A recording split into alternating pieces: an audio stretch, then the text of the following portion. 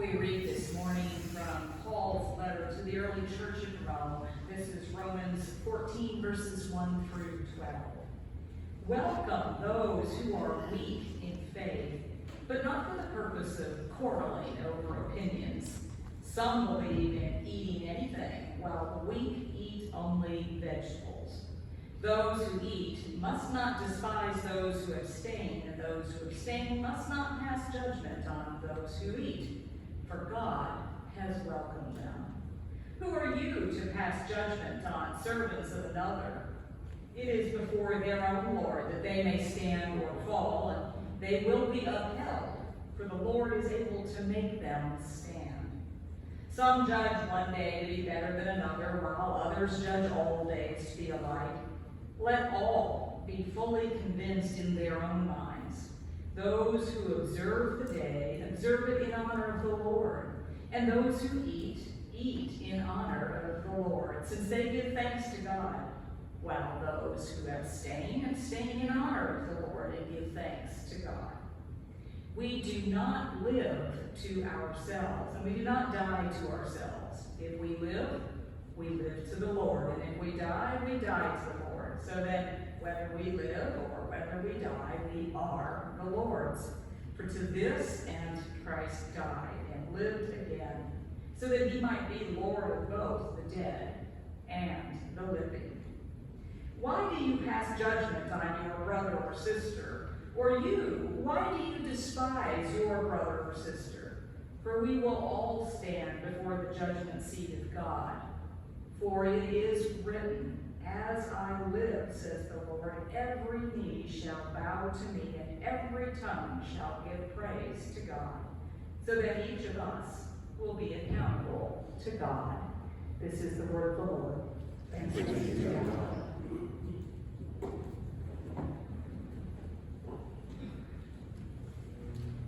There is a story that has been circulating for some years, unknown how much it's been embellished, but the truth of it is helpful for us today. It's the story of Mrs. Billy Graham, Ruth Graham, who was apparently visiting with some conservative evangelical German women. And those German women took exception to Mrs. Graham wearing makeup. Certainly something that was customary, continues to be customary for American women to do, but they disagreed with whether or not that was appropriate for a Christian woman, and certainly for someone who was married to a prominent pastor. Mrs. Graham, for her part, noted that her holier-than-thou hostesses were enjoying a traditional German drink with their meal, that being beer, of course. Something that would have certainly been frowned upon in the circles in which Mr. and Mrs. Graham circulated. Now, we might find this story somewhat quaint as told against the backdrop of our current anything goes cultural context. To each their own, we would say, or as the younger generation says, you do you and I'll do me. Now, the Apostle Paul was regularly interacting with people of different cultures, different traditions, who were quite keen to take exception to one another for a variety of reasons. Jew and Gentile, male and female, slave and free, Christians who ate meat that had potentially been sacrificed to idols, and Christians who abstained, did not eat anything but vegetables in order to avoid that risk. In Paul's day, the lines were drawn, the boundaries were set up, and they were rigidly enforced to arrive at a kind of a chart of who's in, who's out, who's worthy, and who's not. And lots of effort and intense quarreling and dispute would go on with judging whether or not people had failed to adhere to these lines and boundaries and rules and the things that were to keep them all separate. Now for Paul, this was not a quaint concern. This kind of judging of one another, this judgment of one another, was creating real conflict in the church. The kind of real divisions that were perpetuated, the kind of things that Paul would not have said, oh, just you do your own thing, because that's equivalent to saying you go off on your own way. That would have invited further division. That's how we end up with Second Presbyterian, Third Presbyterian, Fourth Presbyterian, and so on. Rather, Paul teaches that we must be strong enough in our own faith, to be able to welcome and encourage and affirm and accommodate those who are, as he describes, weaker in their faith. For Paul, though, this is not a you do you and I'll do me. Paul would have put it this way in today's language. You do you and I'll do you. Verse 2, some believe in eating anything. That is, some believe in anything, including potentially meat that's been sacrificed to idols at the church potluck, while the weak eat only vegetables. Now he uses this division of weak and strong, this assignment of these labels of weak and strong, in ways that might come as a little bit of a shock or unexpected for us. We tend to look at weak as being the kind of label that we would assign to people who can't follow the rules and need the rules in order to do what they need to do. They are the people who are the rule breakers. Strong, our minds, our assignment, are the people who are what? Righteous and orthodox in their doctrine. People who follow all of those rules. They would be the people who would abstain, right? In order to follow the rules of the day. Paul is suggesting the opposite. Paul suggests here that the abstainers are actually the ones who are weak, because they need that rigid rule in order to express their faith. The strong, he says, are those who trust in God's grace and not in the rigid rules. Verse 4, who are you, who are any of us to pass judgment on servants of another? Those who eat meat must not despise those who abstain. Those who abstain must not pass judgment on those who eat, for God has welcomed them both. Who were those German women to judge Mrs. Graham for her painted face? Women of faith, Paul might say, would look at Mrs. Graham and say, that's a lovely shade of lipstick. It suits you. Who was Mrs. Graham to begin to pull out her arguments for the biblical prohibitions on drinking alcohol? A woman of faith, as she would have said, I'll have what they're drinking, right?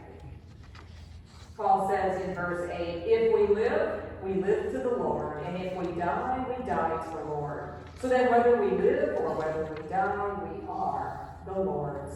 For to this end Christ died and lived again, so he might be Lord of the dead and the living.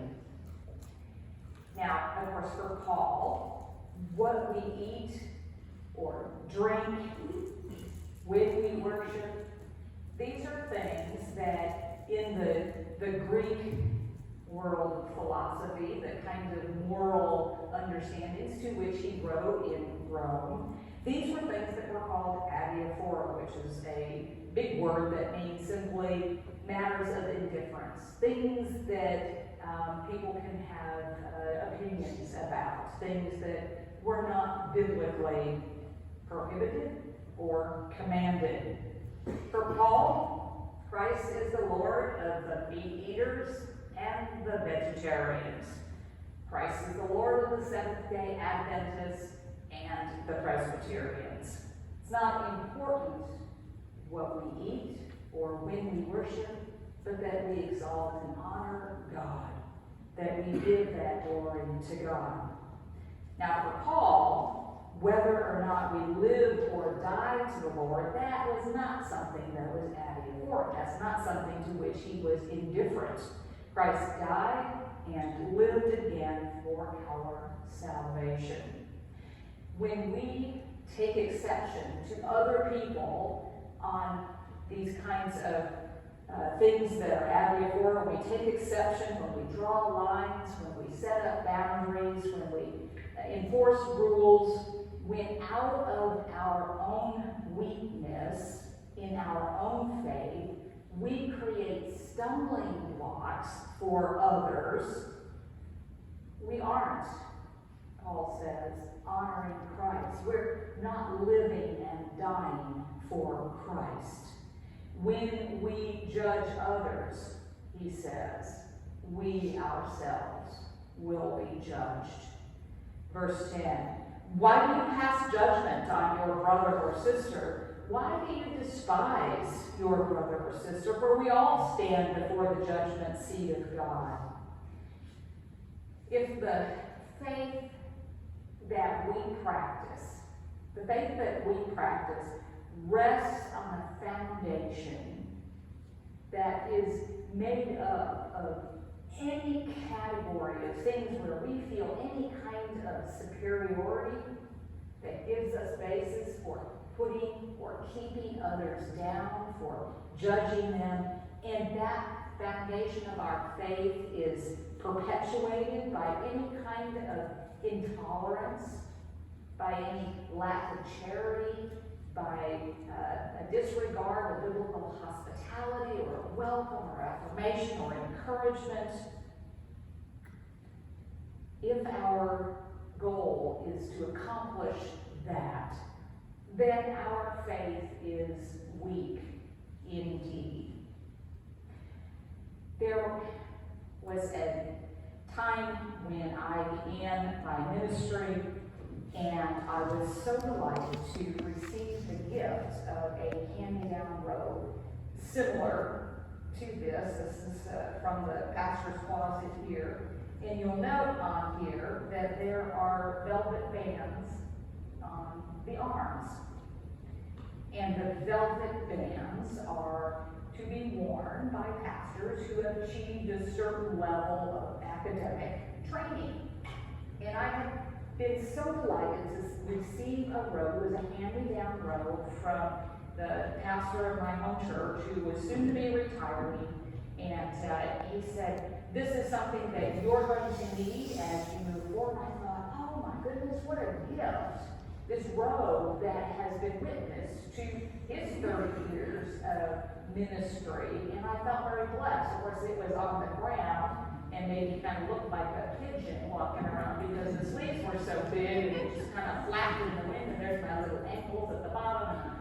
And it was a little bit shabby also because it had seen 30 years of hard work over all that time. And I had already taken the velvet stripes off as I had hemmed and adjusted so that my hands could actually be seen and hold the book with it. I'd taken the velvet stripes off, knowing that I did not have a doctor of ministry degree, which would give me the privilege of wearing that additional edition of my academic achievement. But it still looked like it had no stripes on it because the material was still puckered and there were still some threads that were hanging out that appeared to be there. And here I was, glorying in my pride in this new affirmation, this sense of this is truly that I have been called to this. And wouldn't you know that someone in the pew made a point to alert me to the fact that I had overstepped, that I was not allowed to wear a robe that had stripes on it. I didn't point out that the stripes weren't there anymore. But the fact that I'm telling this story 10 years later lets you know that conversation sticks. It took away all of the joy of the gift. And every time I put that robe on, and I still wear it today, I still think every time I put that robe on that I was judged for wearing it, and whatever shame, unintended, was heaped on my shoulders for having overstepped the bounds. Tiniest little things that we judge people on that become that kind of burden that grows and grows, that just sucks the joy out of life, the people that we are judging. Even if it's the tiniest little thing, to be helpful, to help people, we think in our minds, snatched away.